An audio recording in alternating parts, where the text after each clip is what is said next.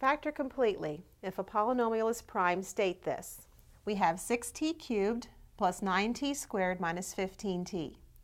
The first step is always to look for a common factor. In this case, we do have a common factor of 3t. So we write 3t and we factor that out of each term. We would have 2t squared plus 3t minus 5. Now we concentrate on what's inside the parentheses, this trinomial. And if this trinomial factors, it'll factor into two binomials. So let's try that. Writing the common factor 3t and two binomial factors. The first term in each binomial, the product of those will have to be 2t squared.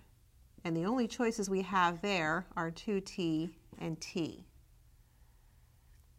The last two terms will have to multiply to -5. Well, again, we don't have too many choices, 5 and -1, which we could write 5 and -1 or 1 and -5. Not a lot of choices there. We could try the 5 here and the 1 here, the 1 here and the 5 here, and we'd find that we want this because that gives us a middle term of 5t minus 2t, which is 3t. If we multiply this out, we would find we have the original polynomial. So the factorization is 3t times 2t plus 5 times t minus 1.